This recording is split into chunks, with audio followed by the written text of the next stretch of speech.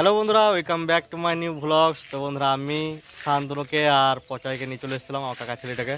আমাদের এটা হলো primary school, primary high junior school. তো এখানে চলে এসেছি। আর দেখো এখন 10টা 14 বাজে, এখনও গেট খোলা নাই। আর চলো তোমাদেরকে গেটের সামনে তোমাকে দিকে নিয়ে যাই, স্কুলে দেখাই। আর এখানে আগে আমরা পড়িছি অনেক ছোটোতে, একদম ক্লাস 1 থেকে ক্লাস 4 অবধি। এখন মনে হয় বেরিয়েছে 5 6 হয়েছে। কত অবধি হয়েছে? 4 অবধি আছে। বন্ধুরা, এটাই হইলো আমাদের প্রাইমারি স্কুল। আর এইখানে আমরা খেলতাম আগে। আর দেখো এখন কত ঘাস হয়ে গেছে, বন হয়ে গেছে ভিতরে। তো এবং গেট না খোলার কারণে তোমাদেরকে দেখাইতে পারলাম না ভিতরটা। তো দারুণ স্কুলে এখানে আমরা আগে ছোটোতে পড়েছি খুব। আর দেখো এখনও পর্যন্ত গেট খোলা নাই, চাবি লাগানো আছে। 10:30 সময় আসবে মাস্টার, তারপরে খুলবে গেট। আর শান্তনু থেকে এনেছিলাম বাইকে করে। ওই বাচ্চা ছেলে, সেই জন্য একা ছাড়লাম না স্কুলের সামনে। তো দেখে আসুক মাস্টার, তারপর আমরা স্কুলে ঢুকে যাবে, তারপর আমি বাড়ি চলে যাব। তো অপেক্ষা করছি মাস্টার কখন আসে দেখি। আমরা যখন প্রথম স্কুলে তখন এইসব বাউন্ডারি এসবগুলো কিছু ছিল না। এখানে জল ট্যাঙ্কি হয়েছে একটা, খুব সুন্দর। তো আমাদের গোটা গ্রামে জল সাপ্লাই হয়, তোমাদেরকে দেখায় একটু। এটা হলো আমাদের জল ট্যাঙ্কি গ্রামের। এখানে আমাদের পুরো গ্রামের জল সাপ্লাই হয় এখান থেকেই। তো এখন সব কিছু নতুন নতুন করেছে অবশ্য।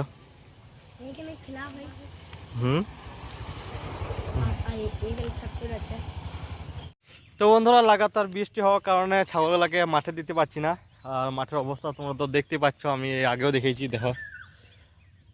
তো দিতে পারছি না মাঠে, তাই ভাবলাম যে একটু জঙ্গলে কিছু পাতা চাতা কেটে নিয়ে আসি, গাছপালা কিছু কেটে নিয়ে আসি অল্প অল্প করে ডালগুলা।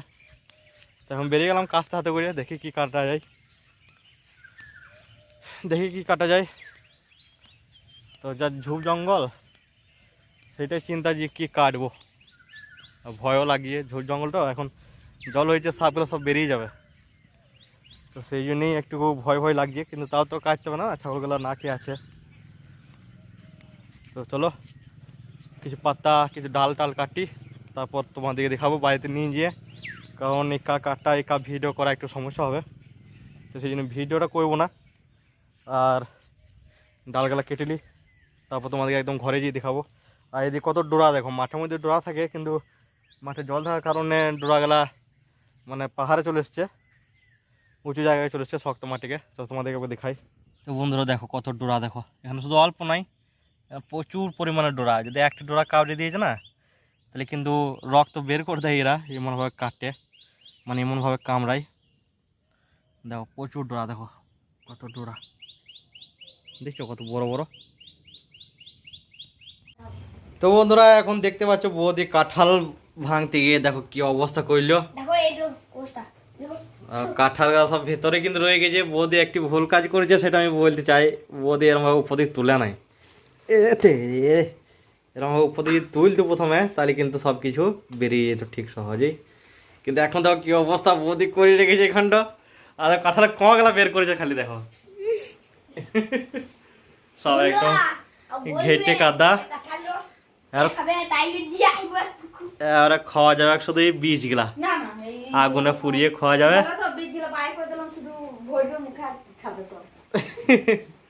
তো বুঝতে পারছো বৌদি কাঁঠাল ভাঙা কিরকম, বৌদি কাঁঠাল ভেঙেছে। তো বন্ধুরা, আমি এখন চলে এলাম আমাদের বাগান বাড়িতে, যেদিকে আমাদের আম গাছ আছে, পেয়ারা গাছ আছে। তো আমগুলো সব টিপি দেখলাম, এই গাছে কয়েকটা আম আছে, সব টিপি দেখলাম কোনোটা পেকেছে কিনা। তো দেখলাম যে একটাও পাকে নাই। তো আমি চলে এলাম এই পেয়ারা গাছটাতে, যে গাছে আমাদের প্রচুর পেয়ারা ধরেছে। তো পেয়ারা ধরছে আর পাকছে, আর সেগুলো তো পোকা হয়ে যাচ্ছে। তাই আমি এরকম একটি ধরনের পেয়ারা, মানে খুব বেশি পাকে নাই, দেখতে পাচ্ছ। তো এই পেয়ারাটাকে নিলাম, এই পেয়ারাটাকে খাবো। আর বৃষ্টি তো লাগাতার পড়তে রয়েছে, বেশি বৃষ্টি হলে কিছু কিছু জিনিস খেতে ইচ্ছা করে। তো আমি সেই জন্যই এসেছিলাম এই বাড়িতে, যাতে কিছু জিনিস যদি পাই ফল, তাহলে খাবো। তো ফাইনালি এই পেয়ারাটা পেলাম। আর আম তো একটাও পাকে নাই, এদিকে যত আমগুলো দেখতে পাচ্ছ এদিকে নিচেতে রয়েছে, উপরে রয়েছে, একটা আম পাকে নাই। জল হওয়া সত্ত্বেও পাকে নাই, কারণ এই জল হইলো আবার যদি রোদ দেয় তাহলে কিন্তু পেকে যাবে। তো একটা পেয়ারা নিয়ে নিয়েছি, দেখো পেয়ারাটা দেখো কত সুন্দর, পেয়ারাটা। তো নিয়ে নিয়েছি পেয়ারাটা, এখন যাই খাইগা। আর পেয়ারাগুলো বেশ বড়ই হচ্ছে, আমরা ভাবছিলাম যে ছোটো ছোটো হবে আঞ্জিরের মতন। তো আঞ্জির যদি না জানো অবশ্যই কমেন্ট করে জানাবে, আমি দেখিয়ে দেবো আঞ্জির কী জিনিস। এই পেয়ারা মতনই হয়, কিন্তু ওইটা আরও ছোটো ছোটো হয়। তো এলাম, চলো যাই এখন, এটা কাটি, কাটার পরে এটা খাবো। আর বৃষ্টি কিন্তু কন্টিনিউ পড়ছে তখন দিকে, বৃষ্টি একবার থামে নাই। তো বেরিয়ে পড়ি বাগান বাইরে থেকে, আর জলে ভিজলে হবে না, এই মাত্র স্নান টান করলাম। বুঝতে পারছো পুরো কাদা কাদা হয়ে গিয়েছে, এগুলো দেখতে পাচ্ছ এগুলো পুরো কাদা কাদা হয়ে গেছে। আর আমাদের ওই দিকটা পুরোটাই ইট দিয়ে সোলিং করা আছে, তো ওই দিকটা ভালো। আর এই দিকটা কিন্তু খুব কাদা, খালে পায়ে তো চলাই যাবে না, চটি পরে চলে মানে স্লিপ করছে আর কি।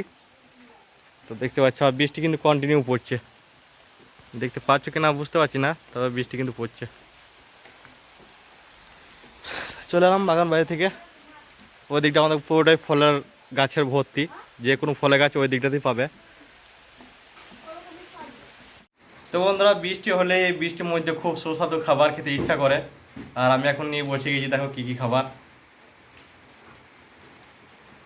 এখানে আছে কাঁঠাল, আম আর পেয়ারা। তো এখন বিকেল 4টে বাজছে, তো চলো খেয়ে ফেলে গেলা। দেখো কত কী দেখো নিয়েছি আমি, এটা ওটা কাঁঠাল, তার পাশে আম, তার পাশে পেয়ারা। আর বন্ধুরা এই বৃষ্টির মধ্যে আশা করি যে আমার এই কান্না সবারই নানা রকম জিনিস খেতে ইচ্ছা করে। তো চলো, তোমাদের ইচ্ছা করে কিনা অবশ্যই কমেন্টে জানাবে। আর এই পেয়ারাটা কাটি, আমটা আছে, পেয়ারাটা ভাগ করে খাবো সবাই মিলে। প্রচুর পেয়ারা ধরেছে, চাইলে সবাই একটা একটা করে নিয়ে খেতে পারে। যেহেতু নিয়ে এলাম, আমি আর মা খাবো এটা, আর মা এদিকে বসে আছে। তো চলো এটা কাটি, কেটে খাই। আমি আম খেয়েছি, টিপটপ করে আম খেতে ভালো লাগে, তাই আম খেয়েছি। চলো পেয়ারাটা কাটি, চলো এখন পেয়ারাটা খাই।